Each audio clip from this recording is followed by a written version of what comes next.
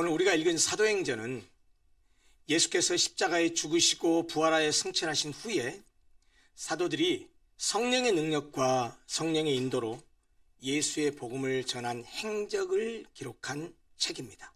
그래서 이 사도행전은 초대교회 당시의 상황을 잘 알려주는 신약성경 유일의 역사서입니다. 무엇보다 사도행전은 예수 그리스도의 구원의 복음이 어떻게 이스라엘의 수도 예루살렘에서부터 시작되어서 유대와 사마리아는 물론이고 당대 온 세계의 수도라고 할 수 있는 로마에까지 이르게 되었는지, 그리고 나아가서 그 복음의 역사가 어떻게 오늘날까지 지속되고 있는지를 보여줍니다.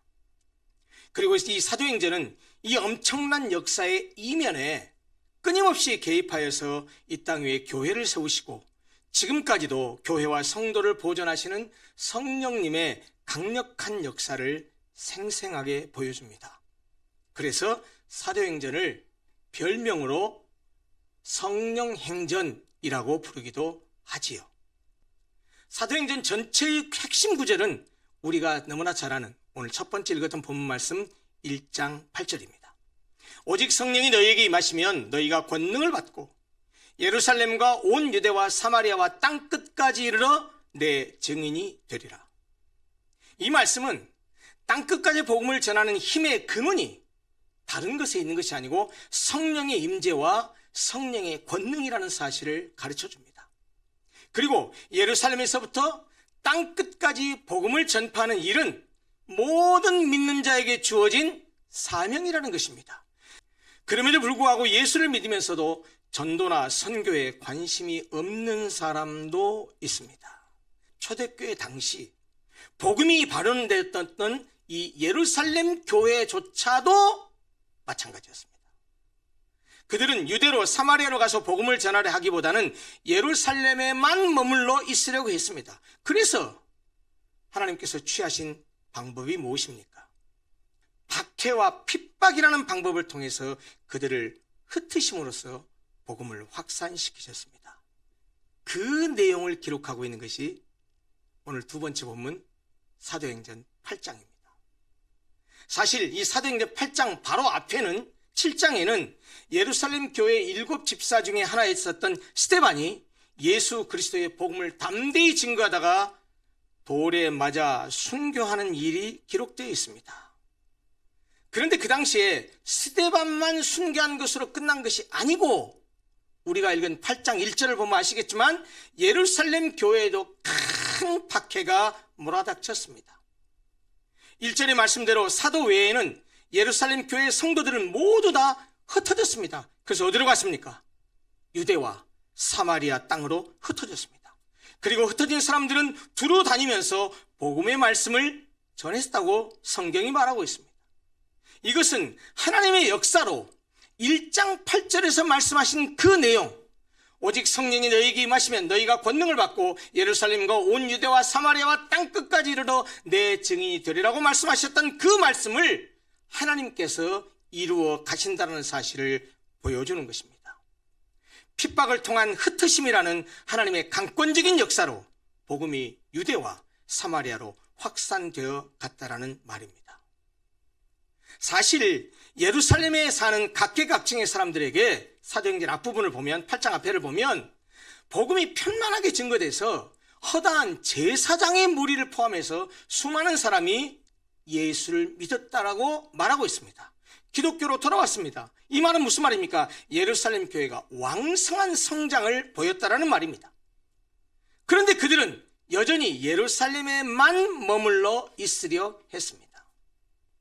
그들은 하나님의 선택된 백성이라고 자부하고 있었어요. 자신들 유대인만 구원의 대상이라고 생각했어요. 그러니까 이방인들은 구원의 대상이 아니라고 생각했던 거예요. 예루살렘 교회는 이방인에 대해서는 적대적인 감정만을 가졌을 뿐 그들의 영혼에 대해서는 전혀 관심이 없었습니다. 복음 전파의 당위성에 대해서는 인정했을지 모르지만 예루살렘이 모두 복음화된 이후에나 그때나 다른 지방으로 한번 가볼까라는 생각을 했는지도 모릅니다. 그렇지만 그들의 생각과는 달리 하나님은 핍박이라는 수단을 통해서 그들을 강제로 흩어지게 만들므로써 복음이 다른 곳으로 전파되도록 하셨습니다. 우리는 여기서 선교에 대한 시각을 바로잡을 수 있습니다. 어떤 사람들은 해외 선교를 반대하는 사람이 있습니다.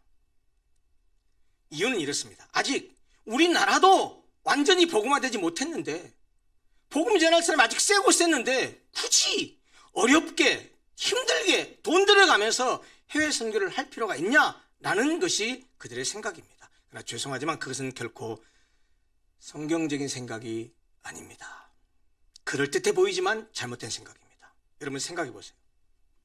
우리나라가 완전히 복음화된 이후에 해외 선교를 해야 된다면 해외 선교는 언제 할 수 있을까요?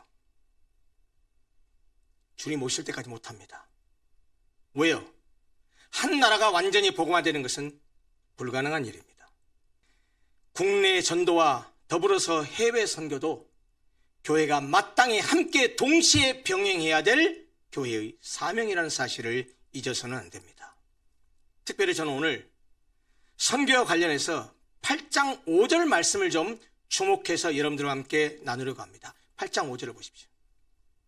빌립이 사마리아 성에 내려가 그리스도를 백성에게 전파하니 라는 이 짤막한 구절이 있는데 굉장히 의미심장한 말씀입니다.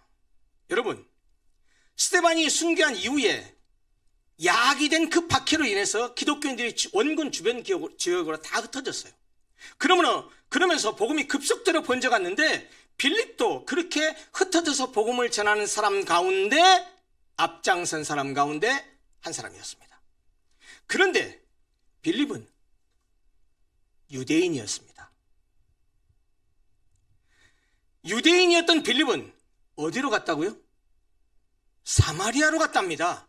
사마리아 성에 내려갔답니다. 그래서 거기에 사는 사람들, 즉 사마리아인들에게 그리스도를 전했다라는 거예요. 여러분 한번 생각해 보세요. 유대인들에게 사마리아 사람은 어떤 사람입니까? 잘 아시겠지만 아수르에 멸망당한 후에 이방인들과 혼혈족이 되어버렸습니다. 이방 종교가 뒤섞인 혼합 종교, 혼합 신앙을 갖게 되었습니다. 누가요? 사마리아 사람들이.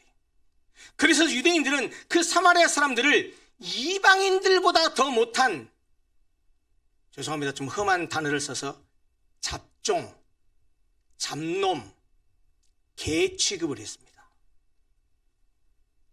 게다가 나중에 남유다 왕국도 바벨론에게 멸망당하고 나서 포로 생활을 하고 70년 만에 다시 본토로 돌아오죠.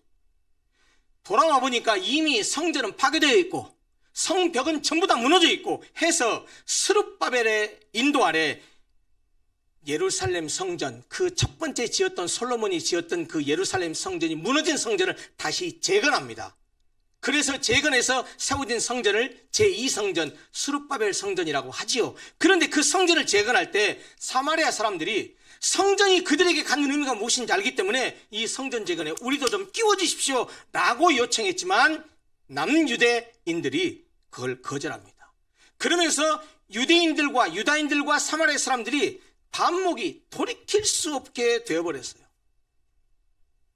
그런데 유대인이었던 빌립은 이렇게 민족적 감정의 골이 깊을 대로 깊어진 사마리아 성으로 갔다라는 거예요.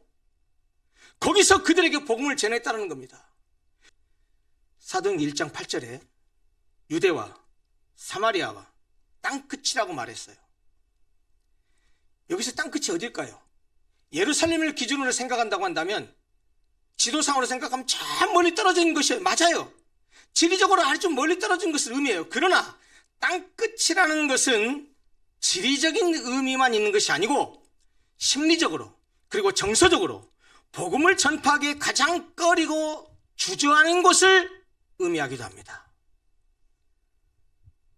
만약 우리 대한민국에 적용하면 땅끝이 어디일 수 있을까요?